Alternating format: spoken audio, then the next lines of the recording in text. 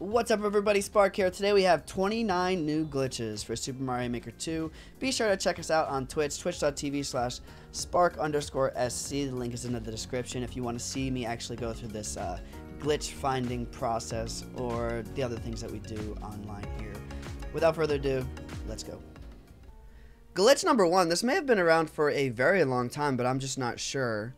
You can actually clip through this bumper without much help. You don't need a squirrel suit or anything like that as long as you have these semi-solids lined up like this. So we'll put all these semi-solids like that. I'm going to do a duck jump to get into this little gap right here, and then I'm going to jump one more time. And it puts me into the middle of it, like that. Now that I'm into the middle of the bumper, I can just jump straight out and, you know, get out through the other side. Glitch number 2, you're going to see this blaster push a Spiny through a slope. Now with this block right here, when I start the scene, the Spiny will actually get stuck in the slope. So I'm going to let the Spiny get stuck like that and let the blaster fly away. As you see right here, Spiny's kind of just stuck there in the ground. Now if I take this block away, if I delete this, let's give him a little place to hang out over here. If I delete this, he will actually fall into that little gap, fall through there when he gets thrown through the slope. So we've done things like this before, but not exactly in this manner. Glitch number 3. This is an interesting little setup because a lot of hyperspeed setups from cannons, these blasters, got patched in 3.0.1 with the slope thingy. This is a new one though. We're going to use this conveyor belt and these note blocks right here. Now there's an interesting thing. There's an interesting property here. If I do not have a red block here and this starts to go to the left, the blaster starts to go to the left, it creeps along, it'll actually clip through Toad. However, if there's a red block here, then it won't clip through Toad for whatever reason. It'll actually just start pushing you until it kills you. So this could be a very, very interesting little troll setup where you have to hit the on-off block for it to not kill you. Glitch number 4. There seems to be some kind of interesting behavior going on with the block that is right here and this Muncher, this big Muncher with the wings inside of the sideways pipe. So you'll see right now, like, the Muncher doesn't come out of the pipe at all, which is kind of strange because you think it would. Because there are 2 blocks right here that are open. Why wouldn't it come out? If I hit this on-off switch, it comes out immediately.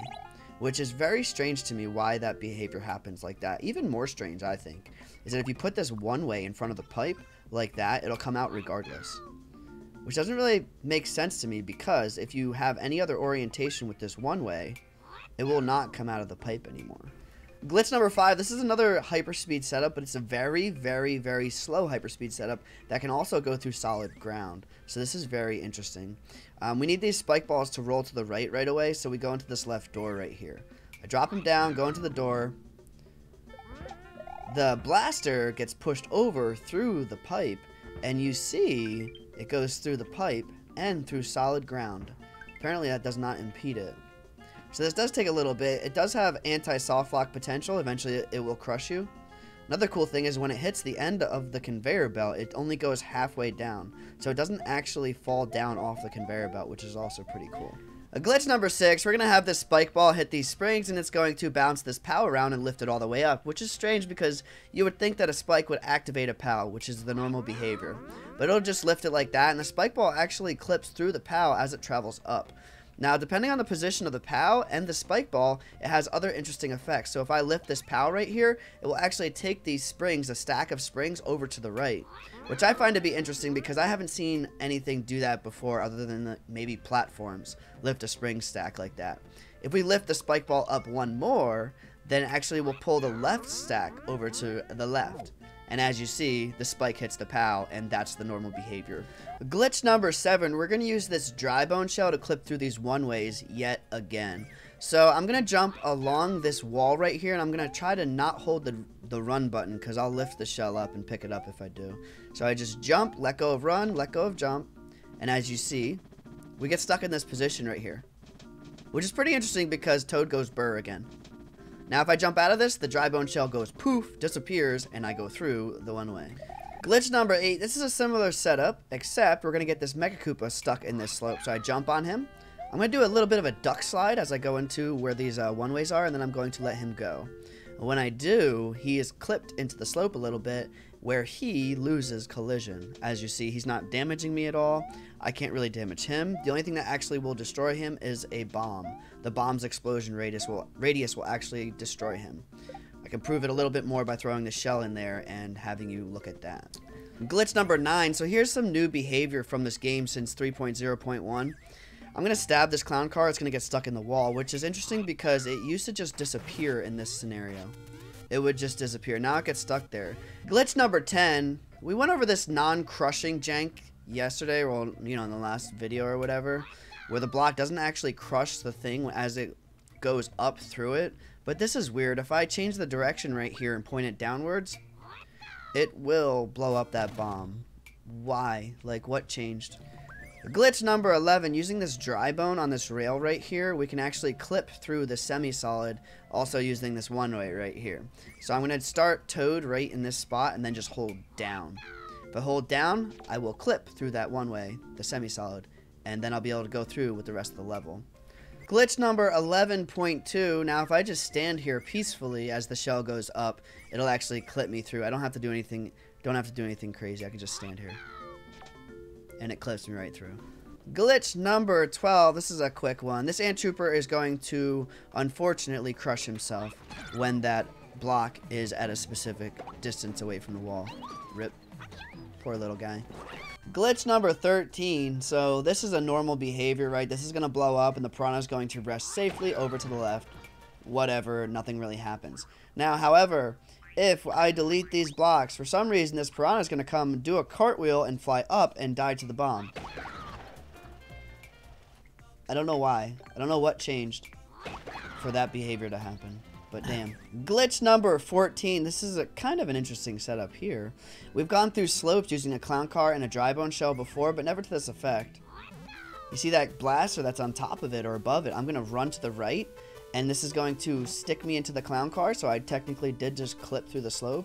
Now when I jump out of the clown car, I am in the blaster, and I can warp up to the top like that. Glitch number 15. This is actually quite cool because we can get a shell clipped into a blaster right here. I made this setup similar to a setup we did a couple videos ago. Hopefully it works out, where this shell that's clipped into the blaster is going to start hitting or destroying everything that's up here. So if I put stumps, these chain chops on it, the shell will stay in this blaster and it'll create a cool little visual effect. So the shell is going to get stuck in those note blocks like that and then clip into the blaster and get stuck there. I hit the on-off switch and the blaster starts to fall. And now it creates this pretty cool little effect, this little visual effect. Glitch number 16, not a very useful glitch, but you can actually get a Spiny shell stuck inside of a Thwomp if I kick it while I'm in the middle here, like that.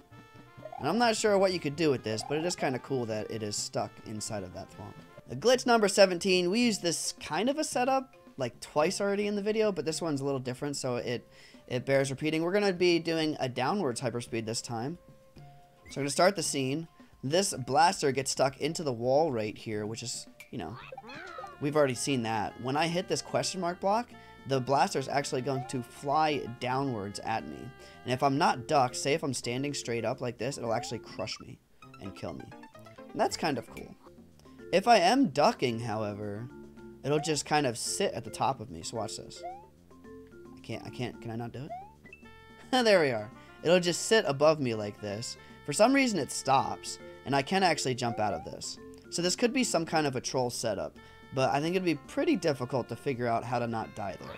Glitch number 18, if I duck jump all the way up here and hit the goal, Toad will actually clip through the semi-solid and the sideways spring and run off into the distance. Glitch number 19, we're going to go over some kind of funky things with Yoshi here. Now, when I dismount, if I dismount and there's a block above me, I don't actually do a backflip. That's kind of like, okay, whatever.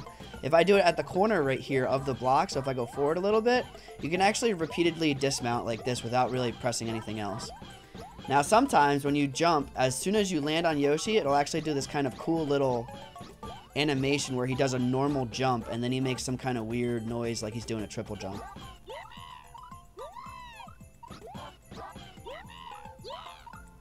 I don't understand it at all, really. Not a glitch number 20. So what you're going to do here is smash the like button for the YouTube algorithm. A glitch number 20, what I'm going to do here is get Link here stuck inside of this little gap right here. As you see, I can't jump out of it right now. Now I'm going to do a sword dash. It's going to get me even further stuck. One more sword dash will get me through this one-way setup, like so.